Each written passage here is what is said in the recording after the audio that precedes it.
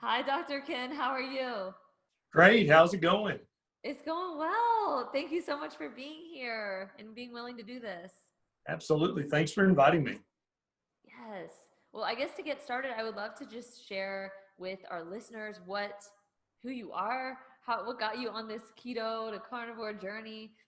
So if we can start from the beginning. Yeah. So I've been practicing family medicine for 20 years now. And during the first few years of my practice, I was eating standard American diet, trying to eat more whole grain, trying to avoid saturated fat.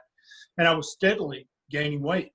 And at the point where I decided something needed to be done, I was morbidly obese, pre-diabetic, had severe reflux pain every single day, had joint pain, was tired no matter how much I slept. I was miserable. And so it occurred to me one day, hey, dude, you're a doctor. You're supposed to be giving people information about how to be healthier. And you are very, very unhealthy, and you've been following your own advice pretty much. And I thought, yeah, that's bad. I need to tighten up, right? And so I really started to watch my diet. I got rid of all the junk stuff and started eating tons of whole grain stuff and avoided all saturated fat. I started jogging, just everything you're supposed to do. And after a couple of months of that, I'd gained 5 more pounds. And at that point, I was like, okay, so it's official. I don't know what I'm talking about when it comes to nutrition. And also, the American Heart and Diabetes Associations evidently don't know what they're talking about because I've been following their guidelines and I'm steadily getting fatter and getting closer and closer to becoming a type 2 diabetic. So that's when I really kind of raised my head up out of my trench and started looking around. And I read books like The Primal Blueprint, like The Paleo Diet, like The Atkins Diet Revolution. And I thought, well, these are exactly opposite of everything I've been taught.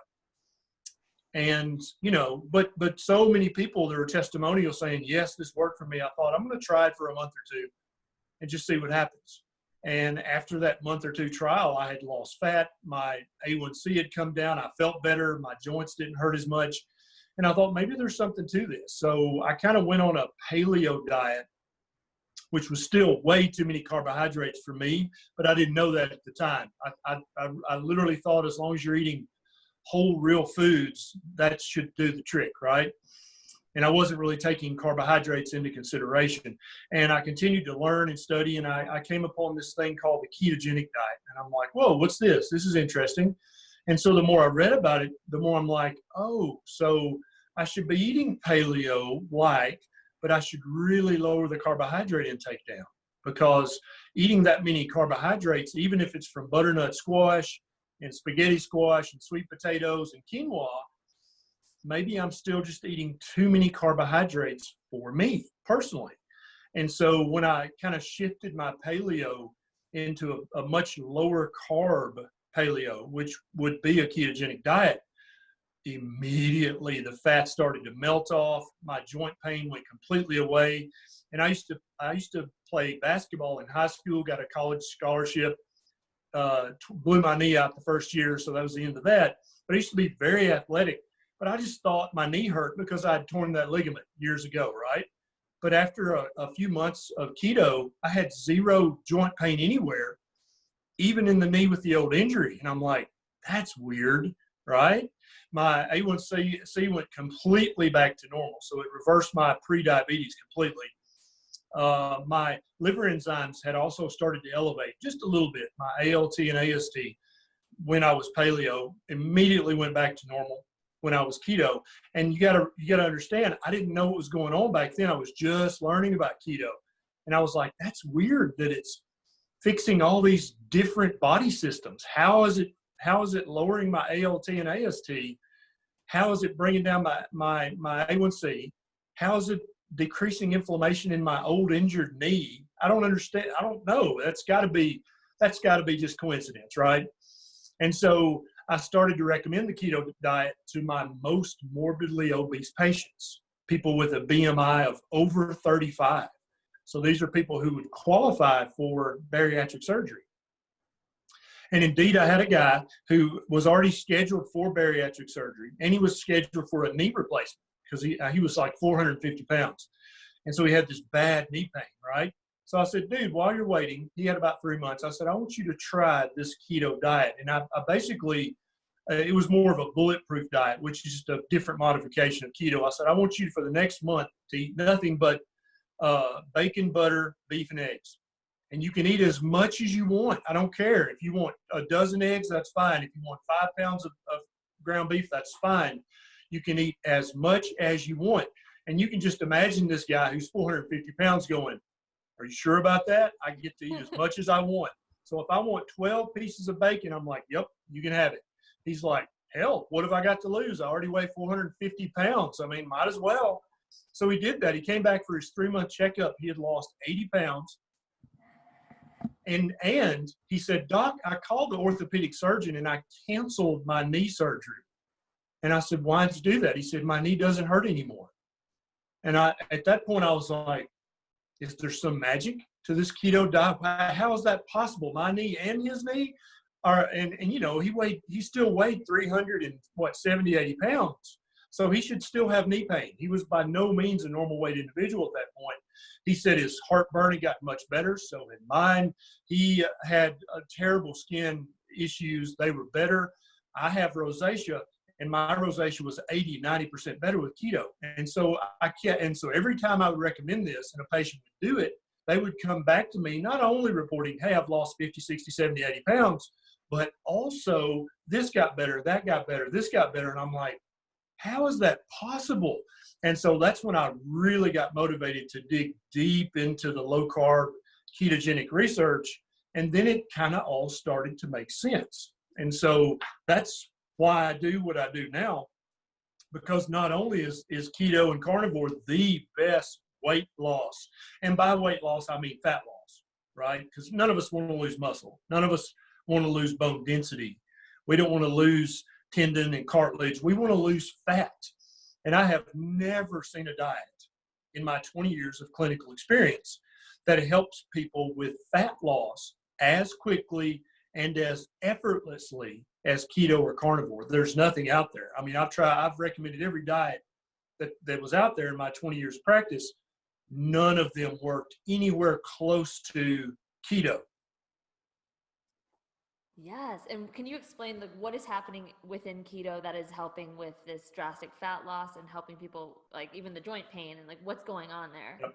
So really keto is doing, and so first let me say this, I now consider a low carb keto carnivore diet to be the proper human diet.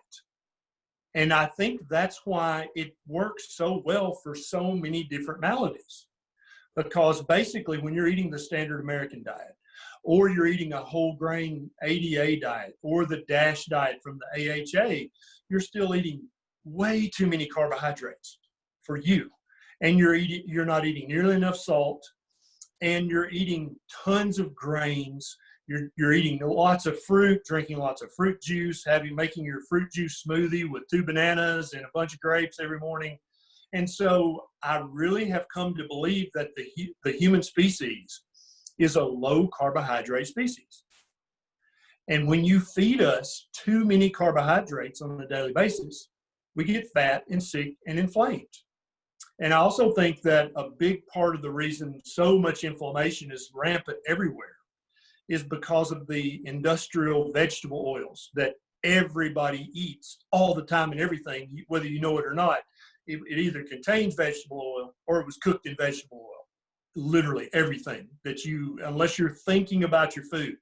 And so what people are left with, because of the high carbohydrate nature of most people's diet, they have chronic spikes in elevation in their blood sugar, which leads to chronic elevation of their insulin level.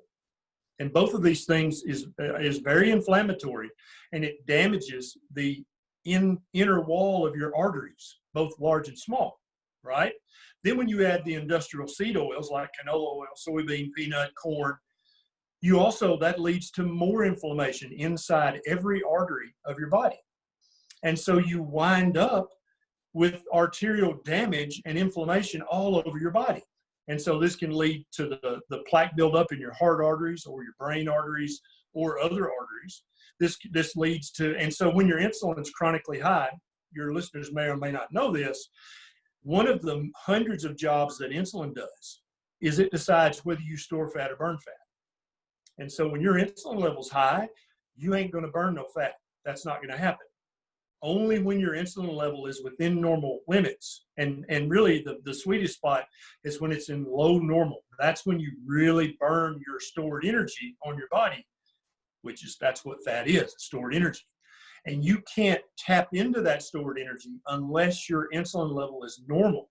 But when you get up in the morning and you have 2 pieces of whole wheat toast, 2 egg whites, because you don't want to eat the yolks, there's too much fat there, right? Or a bowl of oatmeal and a big glass of orange juice and maybe a glass of skim milk, you've eaten a day's supply of carbohydrates in your first meal of the day. And so not only is your insulin sky high to try to keep your blood sugar down, right? But then also you're hungry again in 2 hours. So you have to have a mid-morning snack. And so maybe you have some whole wheat, non-GMO organic granola, a granola bar, right? Or you have a protein shake. And you probably know this, but some people may not. The average protein shake or protein bar actually is a carbohydrate shake or a carbohydrate bar.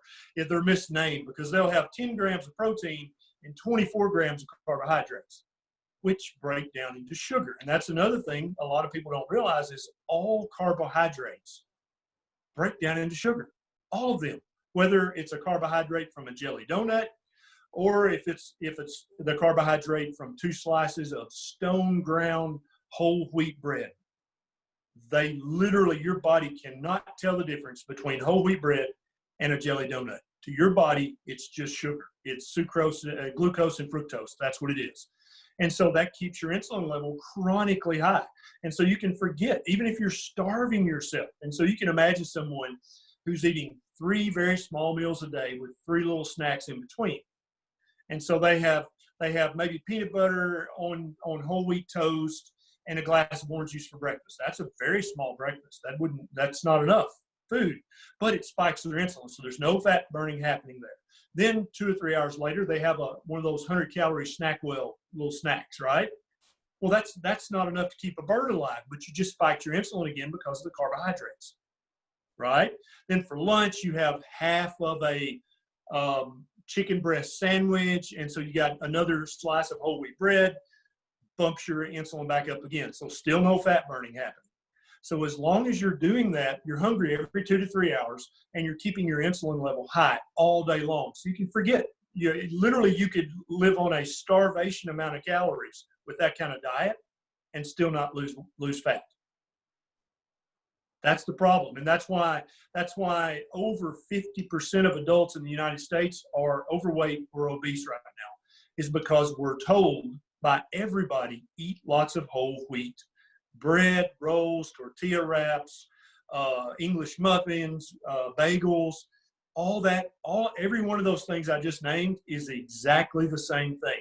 It is ground up wheat, it's a little bit of sugar, and it's some industrial vegetable oil, right? And so whether you're talking about pizza crust, a bagel, a jelly donut, or one of those stone ground tortilla wraps, it's all carbohydrate and vegetable oil and maybe a little bit of sugar. And so they're literally the same product, just packaged differently.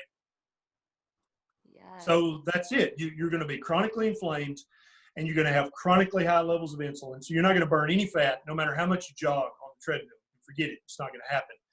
And you're going to feel miserable. And so more than half of the U.S. population is trapped in those chains right now, and they have no idea how to break out of those chains, because when they Google and go to a reputable website like WebMD or like the American Diabetes Association, like the obesity, they say, oh, eat lots of fruit and veg, and they always say fruit first, don't they? And so you're like, boom, I'm going to just live on bananas and grapes, and I'm going to get this whole wheat bread, and I'm going to get this low calorie peanut butter, no sugar added. But what they don't understand is there's carbs in peanuts, and so that's sugar too. And so they literally are putting sugar on top of their sugar and having a glass of sugar with their sugar top sugar. and they can't lose weight. And that's why. Yes. Thank you for explaining this. And what do you think for, like, I liked what you said around feeling hungry all the time. So can you explain a little bit more what's happening with people who are, just feel like they can't get enough food? Yeah, so there are hormones that are their job is to tell you when you're hungry and when you're full. And when you're eating this processed diet like I've been talking about, your leptin and ghrelin, which are the two hormones that are really mainly in charge of your appetite, they're chronically tweaked in the wrong direction. Only when you eat a meal that's high in protein and high in fat do you tweak your leptin and ghrelin, and you kind of put them in the sweet spot where you feel very full, and then you're not hungry again for many hours. And so when you fast for 4 hours in between a meal, your insulin has time to actually dip back down into the normal range. So you're actually able to burn some fat for fuel. And that's a very powerful thing. And intermittent fasting is a big part of what I do, because it's so easy to go for hours and hours without eating when you've just eaten a ketogenic meal that's full of fat and protein. But when you're eating a plant-based, high carbohydrate diet, carbs don't satiate you. And I've actually read articles where nutritionists said, oh, potatoes are very satiating. They keep you full for a long time. They say that about oatmeal. They say that about rice. And I'm thinking, I used to eat that stuff. And I'm thinking, I don't know what planet you're on, but the planet I live on, if I eat the biggest bowl of rice I can hold, I mean, there's the joke about the Chinese restaurant. You go eat as much as you can hold and you're hungry in 2 hours. That's not from the MSG. That's because you ate this huge carbohydrate load, which did not give you any signals of satiety. You burn through the carbohydrates, you store a bunch of it as fat, you're hungry again in 2 or 3 hours. So there are hormones in charge of your hunger and of your satiety. But if you don't eat the proper human diet, which is a diet rich in healthy fat and rich in healthy proteins, you never get those hunger hormones, and that's the satiety hormones, in the sweet spot, so you can actually burn fat. Thank you.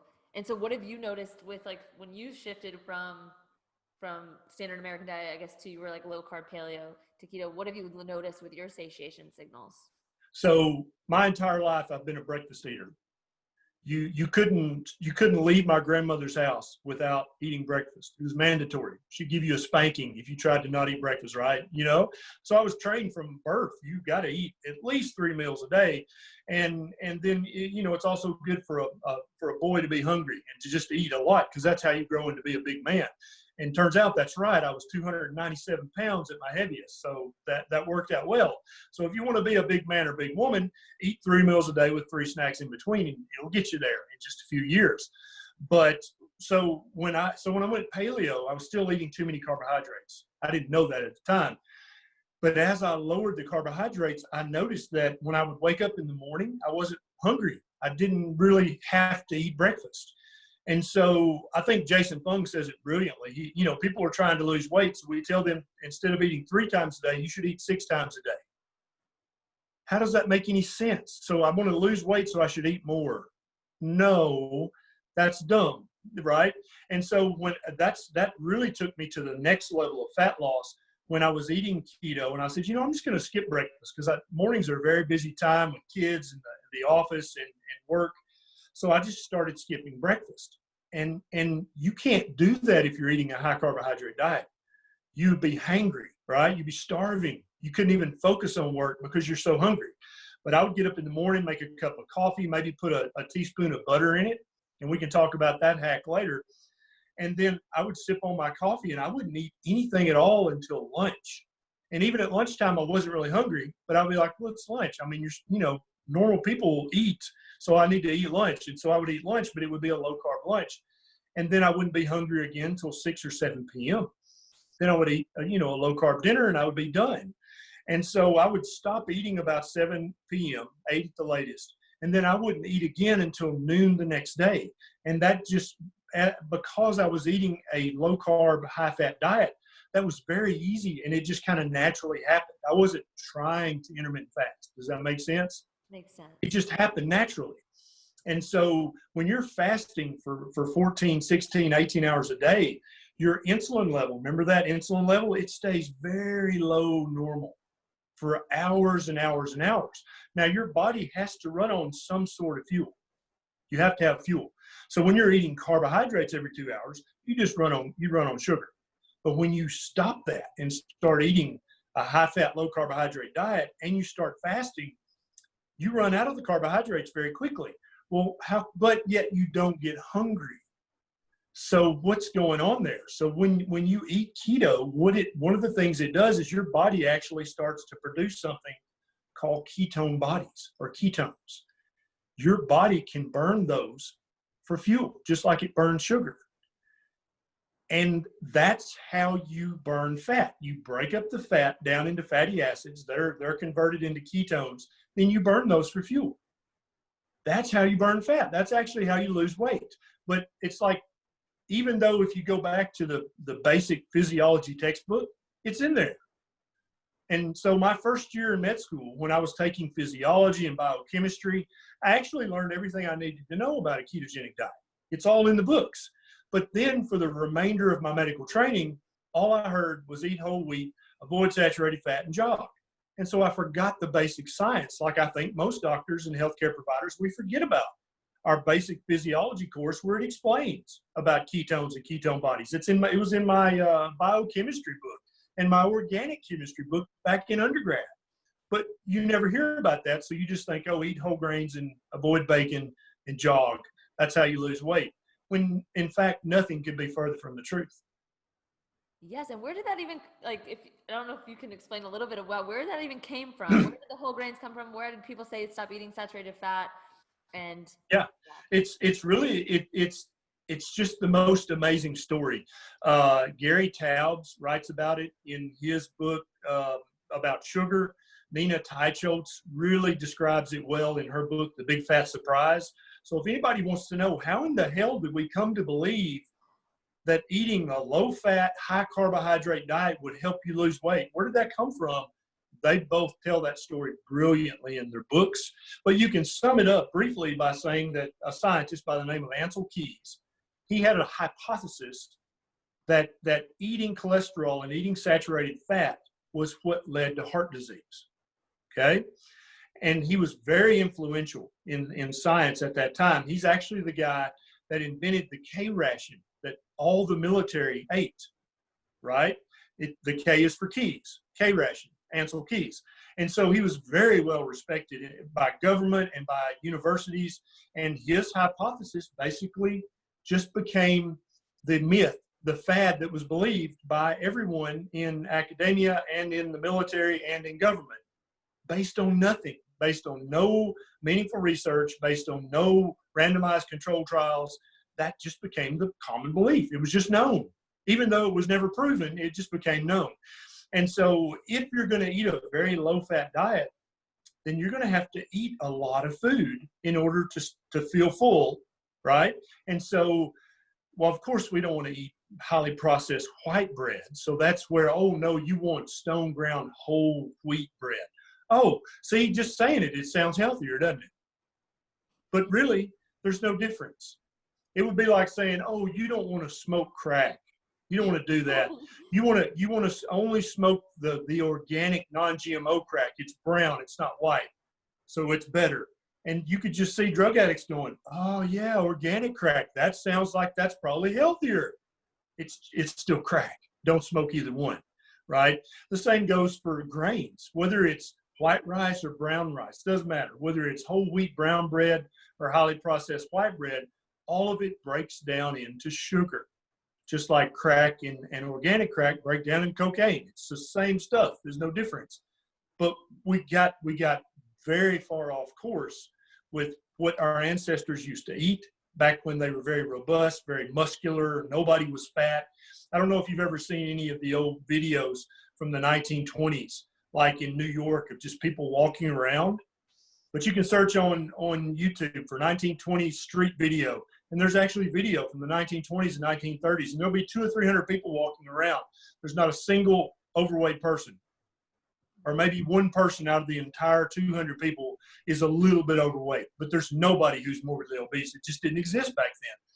What changed? Well, what changed was Ansel Keys' hypothesis, which became the widespread belief in the scientific community and the nutrition community that whole wheat is good, saturated fat is bad. And from that, everything else came. Thank you for explaining that. And for people who are still convinced that saturated fat is bad, can you explain a little bit? Like, I know you said in your book is awesome. It's called Lies My Doctor Told Me, but why saturated fat is not bad? It might be one of our healthiest sources of fuel. Absolutely. So human beings as the species Homo sapiens sapien, we've been eating as much fatty meat as we could get our hands on. So we've been eating a saturated fat rich diet for at least 200,000 years. And if you want to talk about hominids, which are our ancestors, we've been eating saturated fatty meat for 2.4 million years. You see, so that's our ancestral diet. We ate as much fatty meat as we could get our hands on. We ate brains, which are super high in fat. We ate bone marrow, which is super high in fat. And if we couldn't get any of that, sure, we would eat some plants, no doubt. When the berries were ripe in the late summer and early fall, definitely we ate berries, no doubt about that. And the reason we ate berries is because they're high in sugar, and that would help us gain 5 or 10 pounds of fat for the winter, so that we didn't starve to death during the winter. We would have some stored energy in case we needed it. That's why berries are ripe in the fall, so the animals can eat them and spread the seeds and also put on 5 or 10 pounds of fat for the winter. That's why we do that. And so eating fruits every day, eating bananas every morning and grapes for lunch every day, that's, first of all, not ancestrally appropriate at all. We never did that, ever. Even if you lived at the equator, you didn't do that every single day. The fruit comes in seasons, and so we would eat it seasonally, but we also had a motive to gain fat when we ate the fruit. So the saturated fat, first of all, has been in our diet ever since we've been on this planet. So then to come up in the 1960s, 1950s and 60s and say, oh, no, wait, saturated fat is bad for you. Well, based on what? And so I've got a YouTube video about it. I actually have 2 now. That there's actually been randomized control trials in human beings, where if you supplement and say, okay, we're going to take away all the saturated animal fat out of your diet, no more bacon, no more butter, no more egg yolks, and we're going to use vegetable oil instead, right? That sounds very healthy to most people. Oh yeah, you should stop the saturated animal fat and use vegetable oil. In all 3 of these, and these are not observational studies, these were randomized controlled trials in human beings. The shortest one was 2 years long, and all 3 studies had hundreds of people in there. So these are the best scientific study you can do. All 3 of them showed that if you replace saturated animal fat with vegetable oil, people have more heart attacks, people have more plaque buildup in their heart arteries, they have more cancer, and they die sooner. And these are the best studies that you could do in science. And so this is back in the 60s. These scientists, that they believed that vegetable oil, that's why they did the study, was to prove that vegetable oil was better than saturated fat from animal foods. And when they got their data back and they crunched the numbers, can you imagine? They're like, what the hell am I supposed to do with this? And so either they just didn't publish the results, or they would publish it in some foreign language journal in Scandinavia somewhere. And there was no internet back then. So if you put, so because there's really kind of an ethical requirement in science that if you do a study and you get data, you really should publish that somewhere. You shouldn't hide that, right? That's ethical. And so 2 of the studies, they did that. They published it in some Norwegian language, Scandinavian medical journal, knowing that nobody in America would ever read that. And so they upheld their ethical end. It was published. One study, he just didn't publish anything.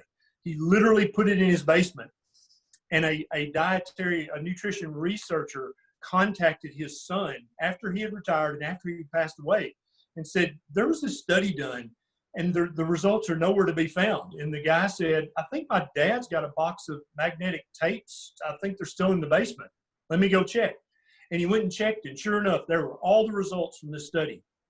And when they crunched the numbers, vegetable oils were much more dangerous for human beings than the ancestrally appropriate saturated fat from animal foods. Every single study showed that without doubt. Plaquing in the arteries was worse with vegetable oils. They actually had more heart attacks with vegetable oil. They had a much higher rate of cancer with vegetable oil instead of saturated animal fat. And they died sooner if they were eating vegetable oils versus saturated animal fat. Saturated animal fats like bacon grease and beef tallow and bison tallow, these are our ancestral foods. It would be exactly the same thing if I said, oh, Ellie, breathing now, we just discovered breathing is bad for you. You should stop breathing. You'd be like, what? What are you talking about? Or if I said, oh, we just discovered water is very dangerous. There's two atoms of hydrogen in every molecule of water. Hydrogen's explosive. You should stop drinking water. You'd be like, are you joking? It's exactly as dumb for me to tell you to stop breathing or to stop drinking water as it is for me to tell you to stop eating saturated animal fat. We have been doing all three of those things for 2.4 million years. They are all three just as natural for human beings. So to tell people starting in the 50s and 60s, oh, you should need to stop the beef tallow, stop the bacon grease, definitely stop the butter. You need to use canola oil or soybean oil or cottonseed oil. That was the extraordinary claim. And they should have been forced to produce randomized controlled trials to prove that before it was ever allowed to be put in the modern diet. But no one took them to task. No one made them prove their hypothesis. So it just became accepted dogma. Isn't that a crazy story? Yes. And then does the food industry love it because they get to Of sell course. it? Yeah, and so that's another great point. So the food industry, they make their biggest markup if they're able to make something out of ground up grain, whether it's rice, oats, wheat, or corn, doesn't matter to them. Because there are so many government subsidies to grow those things, they can buy corn or wheat or rice or oats very, very cheaply, right? So it's some kind of grain with a little bit of sugar and then some kind of vegetable oil. Again, the vegetable oil crops like canola, corn oil, soybean oil, they get subsidies as well. So again, they can get these oils super cheap. So you mix a grain with a vegetable oil and a little bit of sugar, a little bit of salt, boom. You've either got a tortilla shell, you've got a jelly donut, you've got a pizza crust, you've got a piece of bread. They can make a higher percentage markup on any product made of those three ingredients than they can anything else. You can't make nearly the markup on eggs or butter or ribeye. You're going to make 10% markup on that. But if you make something out of grains and seed oils and sugar, you can make 1,000, 2,000, 5,000% profit on that because you essentially get all the ingredients for free. Right? So what do you think, Big Food? You think they'd rather make a 10% markup on a ribeye or a 5,000% markup on 2 slices of whole wheat bread? Yes. Yeah. And I guess for someone asking like, well, what if I just eat no fat? Like, so if I'm not sure about the saturated fat from meat, can you explain like on a cellular level why we do need fat and why like what vegetable oil is doing if you're eating it? Sure. So there's a list of essential fatty acids that human beings, our body cannot make them, but they are essential for life. And so if you were to say, I'm not going to eat any fat whatsoever because I don't know if vegetable fat's better, because Dr. Berry doesn't confuse me. I've been told all my life animal fats are bad, so I'm not going to eat either one. And you just ate a fat-free diet, 100% fat-free. You would get sick, you would suffer, and you would die in a few months because you have to have fatty acids or you will die. The same goes for amino acids from proteins. If you're like, I'm going to eat straight vegan. This is why vegans have so much trouble with their hair and their skin and their teeth falling out. And they lose muscle mass like crazy because there are essential amino acids that come from proteins. And there are essential amino acids that you can only find in animal meat, animal foods, right? And so that's why the average vegan weighs 110 pounds as a man, or 70 pounds as a woman, is because they're wasting away. Their bones are getting weaker, their teeth are falling out, their hair's falling out, their skin's getting thinner and thinner and thinner, and they're losing muscle. We have to have fatty acids. We have to have amino acids. Now, what's essential in a carbohydrate? Are there essential sugars or essential grains or essential carbohydrates? No, there aren't. If you never ate another gram of carbohydrate for the rest of your entire life, you would be just fine. And so when you look at it like that, you're like, so there are essential fats I have to have. There are essential amino acids, proteins I have to have, but I never have to eat a carbohydrate and I can be perfectly healthy. That kind of lets the cat out of the bag right there, doesn't it? And so, yeah, what had you go from keto to carnivore to give up all? So I saw this crazy guy by the name of Sean Baker. You maybe heard of him, I don't know. And he's a carnivore, and he'd been a carnivore for over 2 years. And I'm like, how does he get vitamin C? You know, because I don't know yet. I don't know all this stuff. I'm still learning. I'm like, what about all the phytonutrients, right? The magical phytonutrients in plants. How does he get those? And so I started looking into the carnivore diet, and lo and behold, there were blogs of people who had been a carnivore for 10, 15, 20 years. Some of them ate organ meat, some of them didn't. Some of them literally lived on red meat and water and salt. That was the entirety of their diet for 20 years. And every single carnivore looked 10 to 15 years younger than their chronological age. They were all quite muscular, perhaps not as swole and jacked as Sean Baker, but they just looked lean and muscular. And their hair was great, and their teeth were all still intact, and their skin looked great, and they looked much younger than they should look for their age. And I thought, what the heck's going on here? So I got on my Facebook page, and I did a little live, and I said, hey, guys, I'm going to try the carnivore diet for a month. Who wants to do it with me? So I started it as a challenge, just for kicks and giggles, just to see what would happen. And so I told you earlier, I used to have severe heartburn, got 80% better on keto. After that month of carnivore, my heartburn was gone. And for anybody who's ever had severe daily heartburn, you know what a mouthful that is to say. That's a huge deal, because when you've got severe heartburn, it affects everything. It affects you bending over to pick something up. It affects you speaking, swallowing, clearing your throat, waking up in the middle of the night, choking. All this stuff happens with chronic reflux. After 1 month of carnivore, it was completely gone. I didn't take a Tums or a Rolaids that entire month, and I'm like, what the hell is going on here? How does eating meat make my heartburn better? I don't get it. And I also lost another 7 pounds of that month of carnivore. So I'm like, what is going on? It seems like the lower I turn my carbohydrate intake knob, the healthier I get. Because I went from paleo, right, so maybe 150 grams of carbs, to low carb, maybe 50 to 75 grams, then to keto down to 20 grams, and now carnivore as close to 0 grams as you can turn the knob. And every step along the way, I got healthier, healthier, and healthier. And I don't just mean healthier that I lost fat, because I definitely did. I'm now 228, where I used to be 297.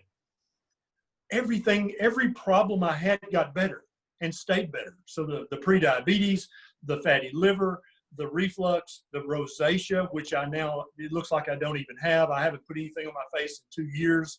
The chronic joint pain, all these things just went back to normal. It was like I never had them.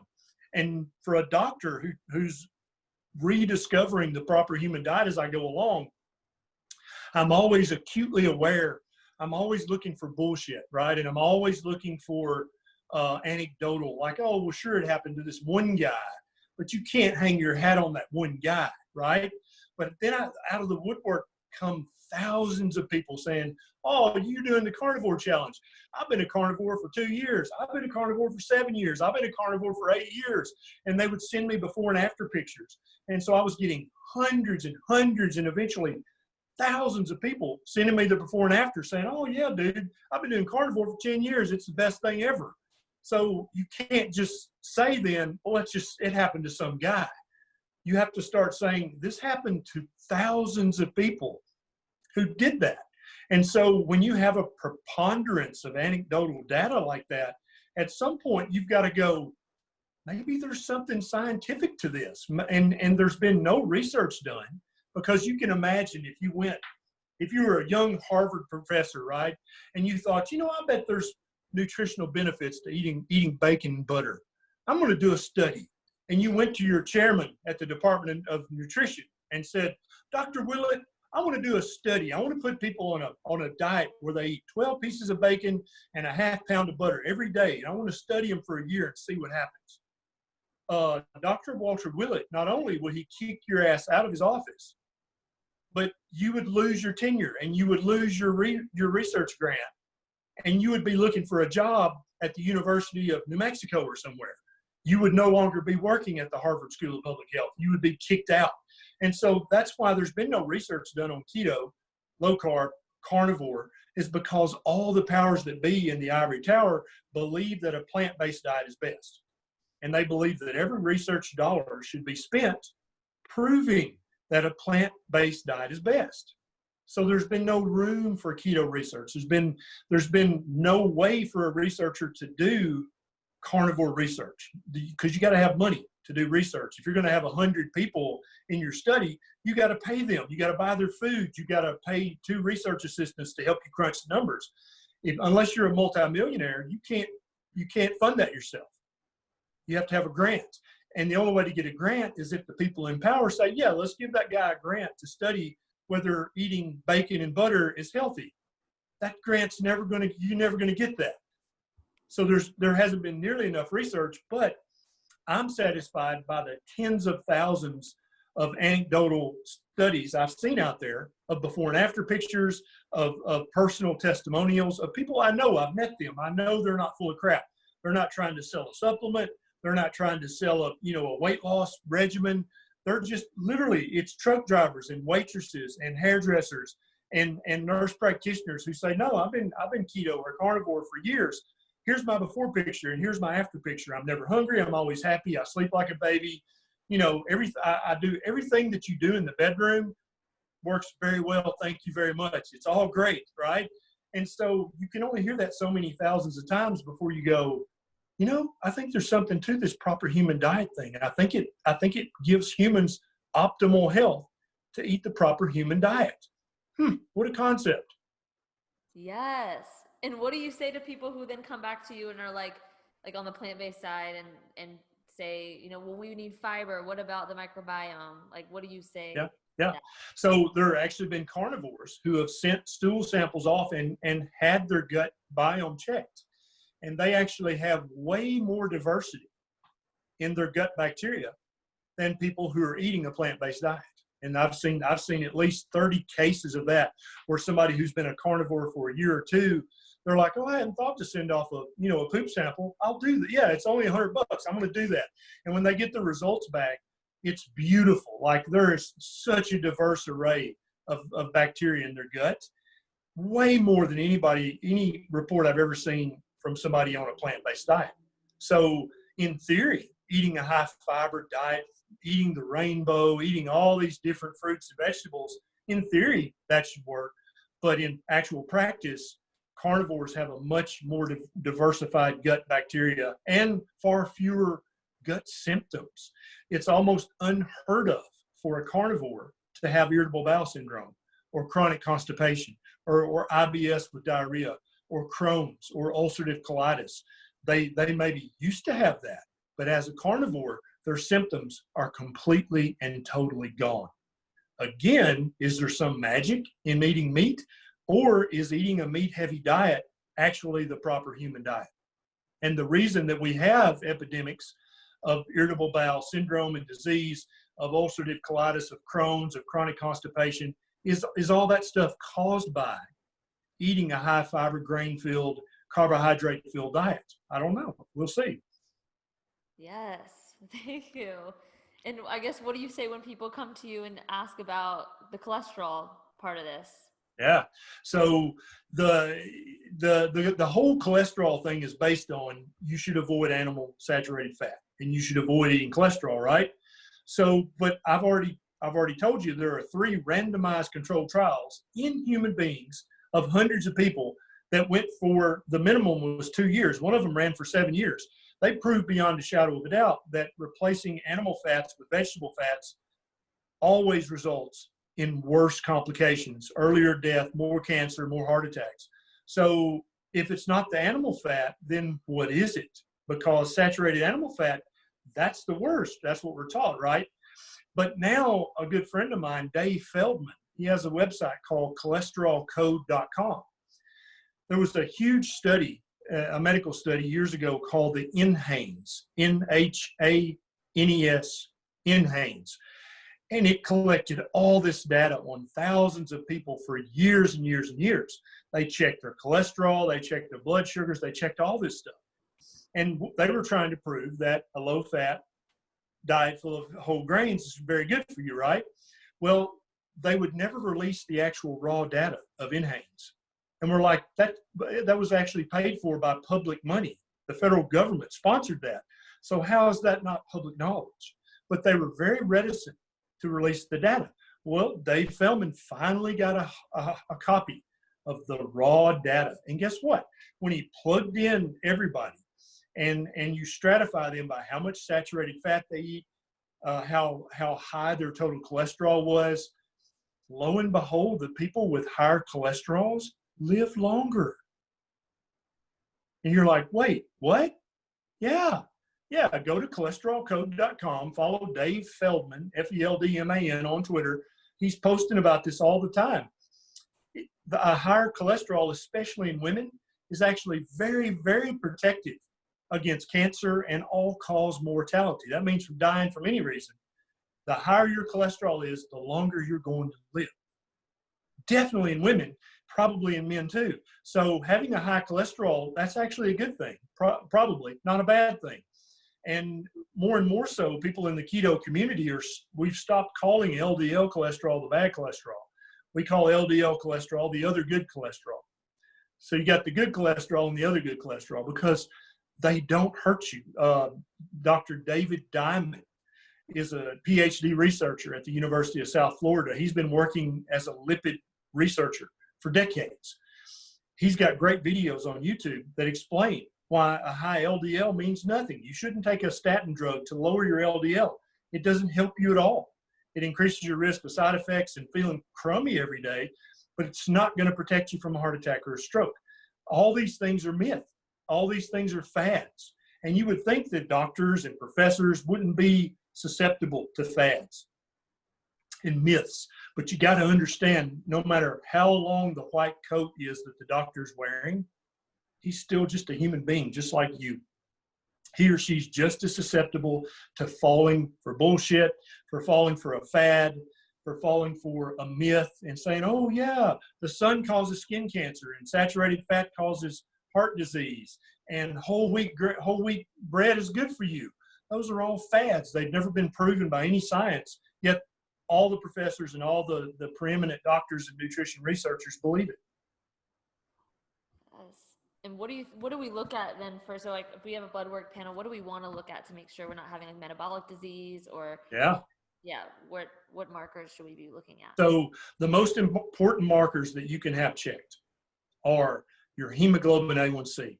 That's going to tell you what your blood sugar has been doing for the last 3 months. Very, very important marker. The next is a C peptide. This is going to tell you what your insulin level's been doing for the last couple of days. Very important. The next is triglycerides. Okay, that's part of the lipid panel, but it's triglycerides. A lot of doctors will tell you if your triglycerides are high, oh, you're eating too much saturated fat. But again, this gives you a heads up that the doctor who just said that has completely forgotten their biochemistry and their physiology, because it don't work like that. What makes your triglycerides go up is eating carbohydrates, eating too much sugar, eating too many donuts. That's what causes high triglycerides. So you definitely want to have a normal triglyceride. The next is an HDL cholesterol. You want it to be as high as you can possibly get it.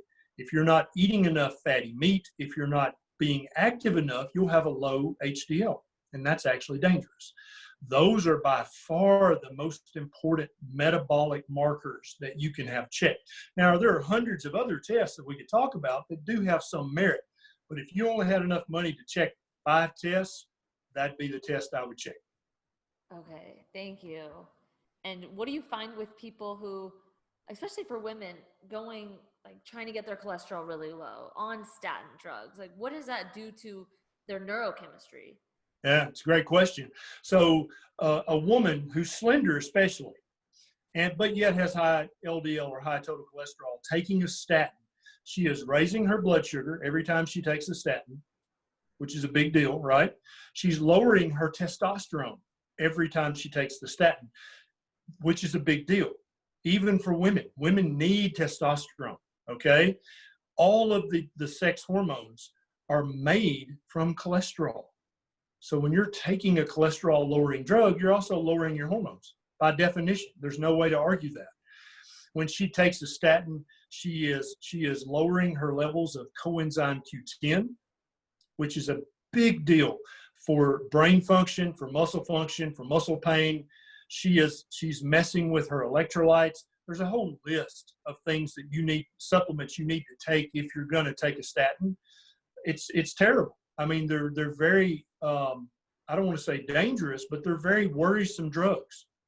And if you're not aware of all the supplements you should be taking, if you take a statin, I got a YouTube video about that. But I mean, that's a big deal. And so I would, as a woman who's slender, I would much rather her eat bacon and eggs every morning and never take that statin drug again. That's going to help her live longer.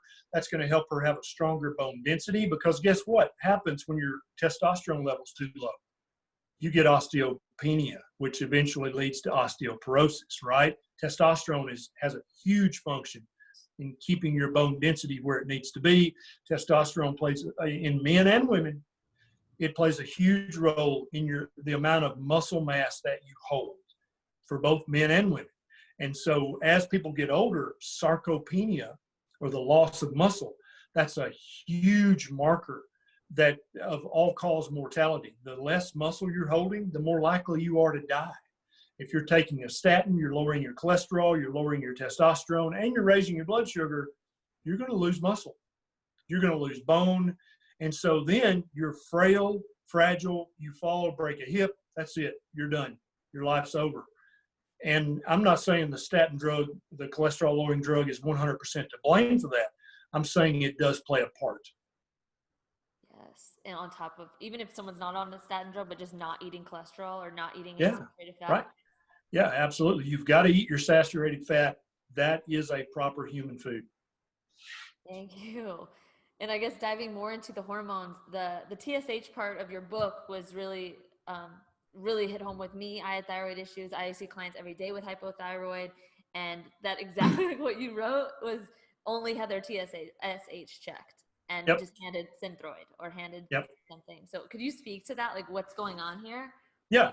So when I was in my residency training, that's when Synthroid was the only thyroid replacement hormone on the market. There was Armour in Nature, but the Synthroid company did a great job of casting doubt on Armour. That's where the myth that Armour is inconsistent. A lot of people have heard that if they're in the thyroid community. The Synthroid company started that rumor. They paid for that rumor to be started. Okay, they were trying to put Armour out of business. They wanted to be the only pill on the block for hypothyroid, right? And so when I was a resident physician, our sample closet, like there was one entire wall that was nothing but all the different dosage strengths of Synthroid, name brand Synthroid. And so I was trained as a baby doctor from my infancy as an MD. If they've got low thyroid, there is only one thing that they will take. You will not even consider that. I didn't even know there was such a thing as Armour until I was out in practice. And I had a patient come to me and say, no, I don't like Synthroid or levothyroxine. I like Armour better. It's more natural. And I'm like, what's Armour? Like back in 2002, that's a literal true story. That happened. I had no idea what Armour was, Nature, desiccated thigh. I had no idea. So I had to go back and become a student again and go, what's this Armour crap I keep hearing about, right? Because I talked to my local pharmacist and he said, no, there's a lot of people who love Armour and say it works much better for them than levothyroxine, because Synthroid or levothyroxine is fake T4. That's what it is. Whereas Armour in Nature are real T3 and real T4, plus T1 and T2 and T0, which nobody even knows about. but it's actually real thyroid replacement hormone. So it fits into the molecule better.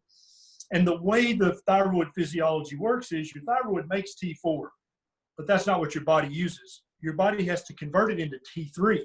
Then that's what your body uses as thyroid hormone. So if you're giving people fake T4 and they have a T4 to T3 conversion problem, you didn't help their hypothyroidism at all, did you? They're still deficient in free T3, which is the active thyroid hormone. What if they have a problem where when they convert T4, instead of converting it to T3, they convert it to reverse T3, which is inactive in the human body?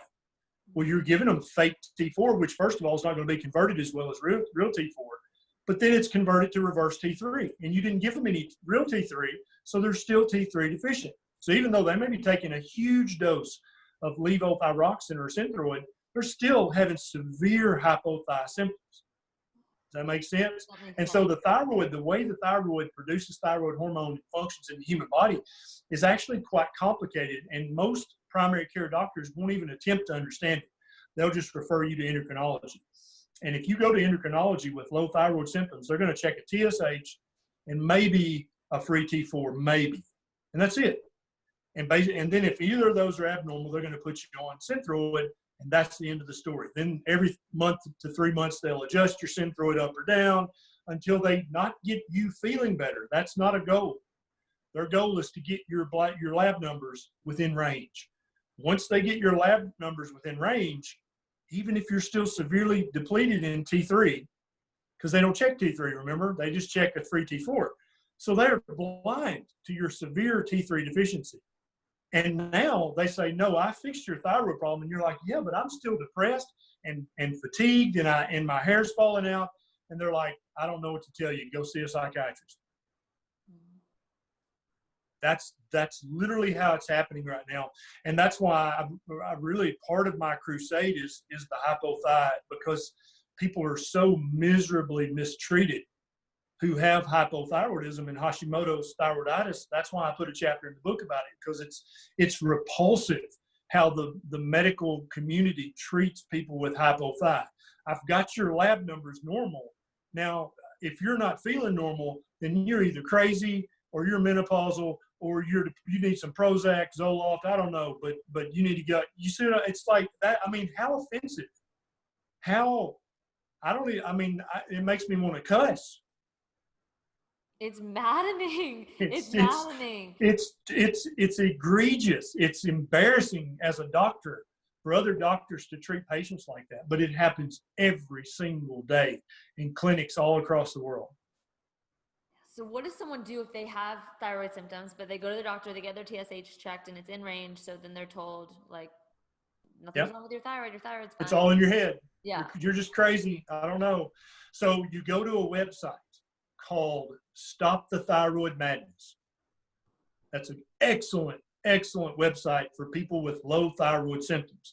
And so I don't mean if you've been diagnosed with hypothyroidism. I mean if you just have low thyroid symptoms, because in all probability, you went to your doctor with low thyroid symptoms and your doctor checked the TSH only, especially primary care. And they said, no, your thyroid's fine. I don't know. Here's some Prozac. Here's some Cymbalta. I don't know what to tell you. You haven't had your thyroid thoroughly investigated, not even close. There's a full panel of thyroid labs, and they're listed in my YouTube videos about thyroid health, but also at Stop the Thyroid Madness. And that's not my website. I don't get any kickback from that, but it is the best website in the world for someone who has low thyroid symptoms who's being shooed away by their doctor. You need the full panel checked, and you need a doctor who will know how to interpret that full panel. They actually have a list of doctors on that website. But also, I've got a video on my YouTube channel called How to Find a Low-Carb Doctor Near You. Most doctors who understand low-carb and keto and carnivore are also going to understand, at least in part, how to treat a low thyroid patient, right? So find somebody off my video or find somebody off Stop the Thyroid Madness website. I don't care if you have to drive 3 hours. I promise you, it will be worth it once you get your thyroid properly adjusted. It's literally like, I've had women tell me it's like I woke from the dead. That's what a huge difference it makes in your life. Oh, thank you for this. and what kind of foods, as far as like things like gluten and these plant foods that Yep. drive Hashimoto's and drive hypothyroid. So all of the grains have proteins in them that are inflammatory in the human body. And so if you're eating a lot of inflammatory grains, that's gonna piss off your immune system. It's gonna confuse your immune system.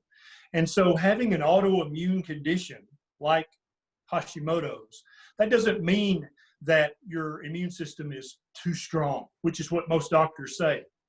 It's your immune system's not too strong. It's just confused. You want a strong immune system. That's a good thing. But you want it to also be wise and intelligent. You don't want it to be attacking your cells. You want it to be attacking bacteria and virus.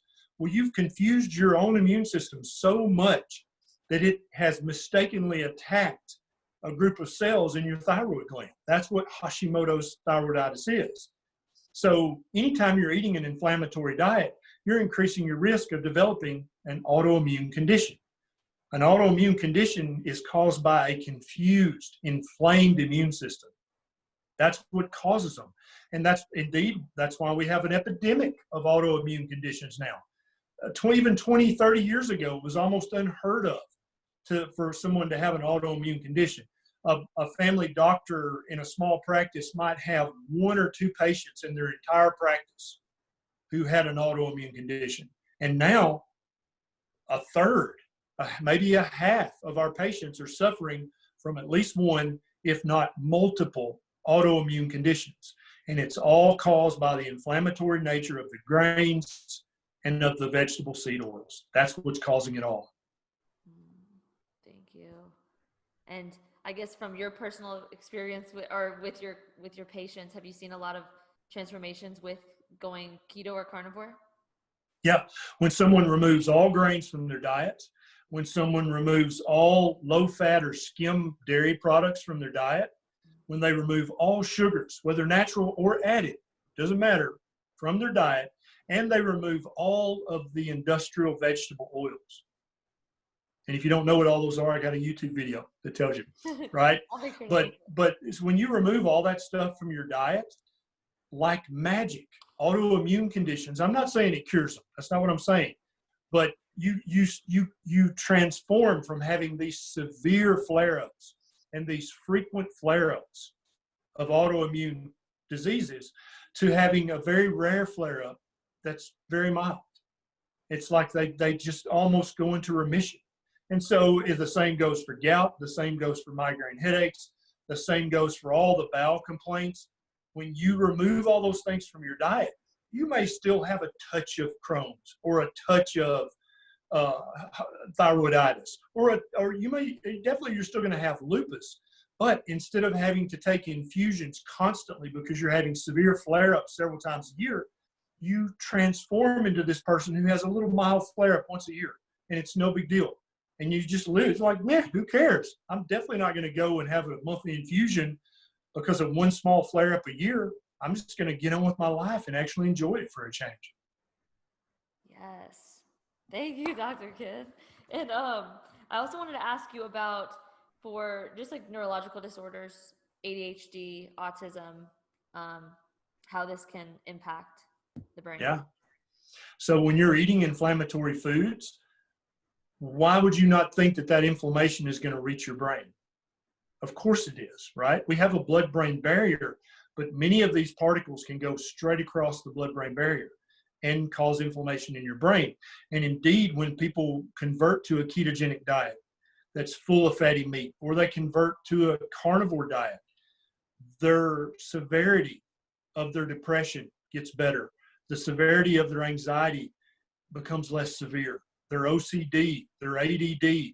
Yeah, I mean, if anybody's seen the movie, what was it called, about the high-fat diet, where the poor little autistic girl, she couldn't even say one word. And after a few months of getting all of the grains and seed oils and sugar out of her mouth, she was eating with a spoon and talking in complete sentences. That's what I'm talking. I mean, it was like a miracle, but it's not a miracle, because what we're doing when you convert to a ketogenic diet or a carnivore diet, what you're doing is removing all of the slow poison from your diet. And so, yeah, if you're poisoning your neighbor's dog's going to be very sick and have a terrible coat, terrible skin, is going to have no energy, is going to be throwing up and having diarrhea all the time. But if you stop poisoning the dog, what happens? Is it a miracle that the dog gets better? That's not a miracle. It's common sense. You stop poisoning the damn dog, so the dog got better. That's the same thing that happens to human beings. When you stop poisoning human beings with a high carbohydrate, inflammatory, modern diet, and you start feeding us the diet that we've eaten for the last 2.4 million years, you stop poisoning us. So is it miraculous that we start to heal and get healthier? No, it's common sense. Yes, I love that analogy. So good. And I guess a little kind of shifting gears for people who are like believe what you're saying, but are like, well, what about sustainability? Like, what about ethics and animals? How do you speak to that? Well, and so if this person's saying, oh, all the cows are causing global warming, right? Well, here's the problem with that. 300 or 400 years ago, there were millions upon millions, hundreds of millions of bison roaming the Western plains. Like it looked like an ocean of brown when a herd would go by. There were way more bison than there are cows in the United States. So right off the bat, there should have been global warming back then. Not to mention the fact that there used to be woolly mammoths, there used to be elephants all over the world. There used to be all these huge herbivores who eat lots of grass, and they burp a lot and they fart a lot. So we actually have fewer of those large animals now than we had thousands of years ago. So how does it make sense that they're now contributing? That doesn't make any sense at all. If you know anything about natural history, you know that's foolishness. So secondly, if you say, well, it takes, what do they say, 5,000 gallons of water to make 1 pound of beef or something. They're making up numbers, because when you actually dig into those numbers, they're not accounting for rainfall. It's like, no, dude, it rains. And the cows drink that water too. So you can't act like, oh, we're just irrigating the pasture and we're irrigating the cows. There's no natural rainfall. All those numbers are made up. And I think the people who are giving you those numbers, they have good intentions. They truly believe that eating meat's going to destroy the planet. They're not trying to trick you. They believe that with their heart of hearts, but they're still just wrong. And I mean, that's kind of the limit of my expertise in that area. But there are many other experts who can just destroy their arguments. Just as soon as they bring them up, they can just rip them to shreds with facts and with historical fact and with scientific fact. Eating animals is good for the planet, because just imagine me back when I was 297 pounds, pre-diabetic, heartburn every day, all that stuff I told you. How many pills a day did I have to take? Quite a few. Where did those pills come from? A huge, big pharma factory. Is that good for the environment? No. So what if I had progressed to type 2 and then I had a heart attack? Where am I going to go? To this huge hospital, have all these medical procedures, all these chemicals, where did all that stuff come from? Is that good for the planet? No. Making yourself healthier makes the planet healthier. Once you grasp that key fact, when you make your health better, you actually improve the health of the entire planet. That's big. When you can see that paradigm, it makes the other paradigm seem silly in comparison. You're telling me to eat a diet that's not ancestrally appropriate for my species, to be sick, inflamed, diabetic, that's better for the planet than me eating meat and being 51, almost 52, look 40 and act 30. But that's worse for the planet? What? Right. And then what about, I guess, the killing of the animals? So do you have anything? Yeah. So, and I understand this. I'll tell you a little bit about my past. When I was in my teenage years, I would not eat eggs at all, because I'd seen a documentary about how chickens are mistreated in the hatcheries. And I watched that on PBS or something. And for several years, I would not eat an egg. unless they came from my great grandmother's farm, because I knew how those hens were treated, because I fed those hens. I saw them running around chasing bugs, having a good time. But I would not eat eggs from the store. So I get that. I understand. And so if someone who's now vegan said, okay, Dr. Berry, I totally get your argument. It makes sense. But I'm just telling you, my ethical heart, I cannot eat a mammal. I understand that. I get that. Mammals, they take care of their young. They're soft and cuddly. They feed their young breast milk. They're our cousins. I get what you're saying. So that's fine. If you're a vegan, you're listening to this, don't ever eat a mammal. You don't have to. You can eat fatty fish. You can eat sardines, anchovies, mackerel, herring, kipling. You can eat all that stuff. Salmon from the west, from the Pacific, not from the Atlantic, not farmed but wild caught. Right? Eat butter. Eat eggs that are farm raised and pastured. You can get all the fatty acids and all the amino acids you need and never eat a mammal. Okay? Eat poultry. Chickens they're not lovable, really. You might post on your Instagram a lovable little baby chick. But what people don't understand is chickens will eat other chickens. They do not care. Chickens are basically velociraptors with feathers. That's how they act. If a chicken crawls in, if a snake crawls into the chicken coop, they will eat the entire snake. There won't even be a bone left. They're vicious. So yeah, don't eat mammals. And so for me personally, I would never eat a primate. If I went over to my friend's house and he said, "Oh yeah, we're having orangutan," I would leave. I'd be offended.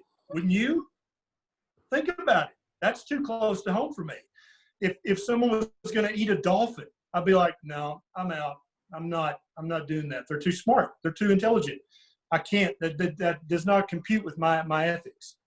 So I get it that some people, their ethical meter may be set at a different place than mine. But I don't think anybody's ethics are to the point where they feel guilty for eating a snail or an oyster or a shrimp. I mean, that's not even an animal. It's not a mammal. So if your comfort meter starts to go off when it's a mammal, I totally understand. I totally get it.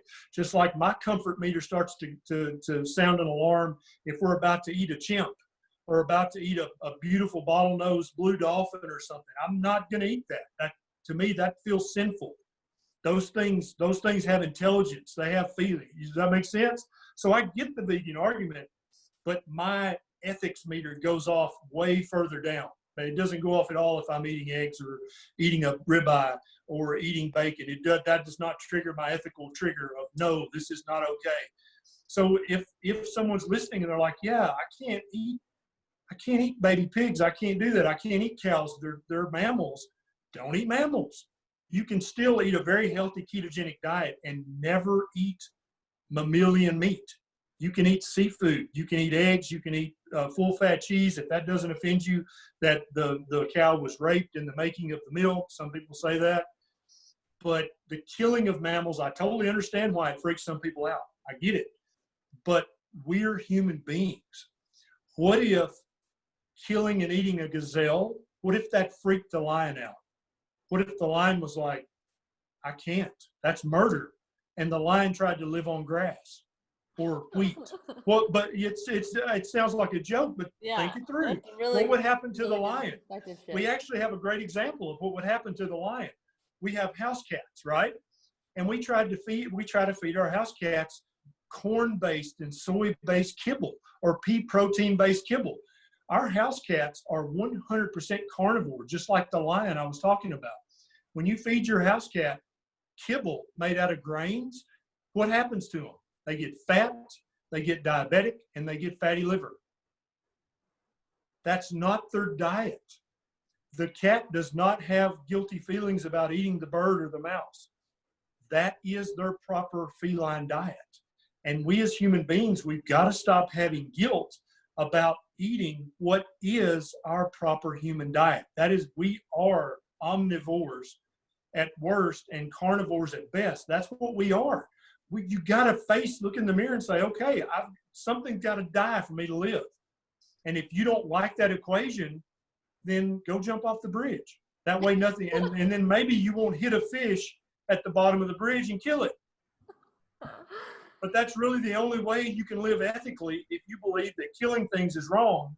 Because even if you're eating nothing but corn and wheat, thousands and thousands of mice died from pesticide to keep them out of the grain, right? Hundreds of thousands, if not millions of insects died, which are animals. Don't forget, insects are animals too. They died from pesticide or starvation if it's the Roundup stuff. So millions die for you to have your corn tortilla or for you to have your whole wheat bread. Life lives on death. That is how all life is. I'm sorry. Whether you're a human or a cat or a goose or a bacteria, you live off the death of other things. That is the truth of life. I'm sorry if that offends you, but that is how it is. Yes, thank you for that perspective, for sure. And like, yeah, like eating a soy Beyond Burger, I'm sure there's thousands of mammals that have died through the plowing of the soy fields and all that. Yeah, absolutely. And you could say, well, I didn't kill them, but I didn't kill the meat, the hamburger I ate a minute ago. So am I innocent? Because I think the vegans would tell me I'm guilty because I ordered it done. Well, if you're having the farmer till up the soil, he's killing thousands of worms and aphids and then all the mice that would have eaten that, they've killed those, they poisoned those. So you're killing millions. You're killing legions. So you can have your soy. I don't see the difference. Yeah. Thank you. Yeah. And so I guess for people who are now interested in keto or carnivore and they may be on the standard American diet, what are the first steps that you would suggest someone take? Step one, stop all sugar, whether added sugar or natural sugar. Sugar is sugar. Your body can't tell the difference between the sugar from orange juice or the sugar from a Pepsi. Your body can't tell the difference. Stop all sugar. Step two, stop all grains. Wheat, rice, oats, and corn are the biggest ones, but also amaranth, millet, quinoa, all of them. All of them turn to sugar. Step three, stop all the industrial vegetable oils. They're all inflammatory. They're all bad for you. Step four, eat lots more fatty meat. And that can be seafood if you don't want to eat mammals, or that can be red meat if you don't mind eating mammals. So that's literally the first four steps. And then you're going to start some intermittent fasting naturally because you're eating lots of fatty meat. You're going to be full and satiated and happy, and you're not going to be hungry every 2 hours. So step five is start doing some intermittent fasting. And that'll come very easily once you're eating lots of fatty meat. And as you're doing those 5 steps and watching a few YouTube videos, maybe reading a book, maybe reading some blog posts, you'll learn more and more. But those are the first 5 steps.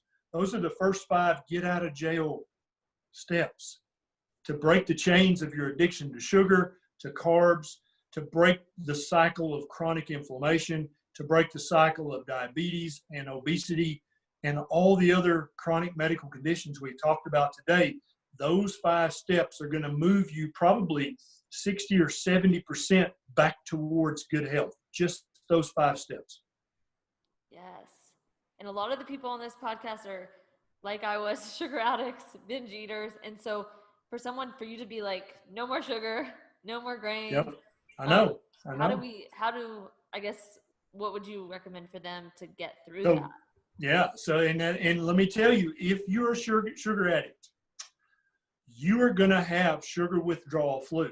There's no doubt about that. Just like when a smoker quits smoking, they actually talk about the quitter's flu. You feel like you're coming down with the flu. When an alcoholic goes to rehab and they're detoxing, they actually call it the quitter's flu. You feel like you're coming down with the flu. So people call it, now everybody calls it the keto flu, right? But that implies keto is causing it. It's not. What's causing it is your carbohydrate withdrawals. That's what it is. It's really carbohydrate quitter's flu, and that's what we should call it. So making sure you're getting plenty of salt, plenty of electrolytes, and eating plenty of fatty meat is going to help as much as can be helped. But just like if you're quitting smoking for 3 to 10 days, ain't nothing going to make that better. It's going to suck. You just got to break the addiction. If you're an alcoholic and you got to go to rehab for 3 to 10 days, that's going to suck because there's no pill they can give you. You're going to withdraw and it's going to suck real damn bad. But you're actually getting healthier, aren't you? Right? And so if someone came along and said, God, you're having terrible, and they would call it sobriety. You're having terrible sobriety flu. Here's a shot of whiskey. It'll make you feel so much better. Are they doing that person a favor? Not at all, right? They're contributing to the problem.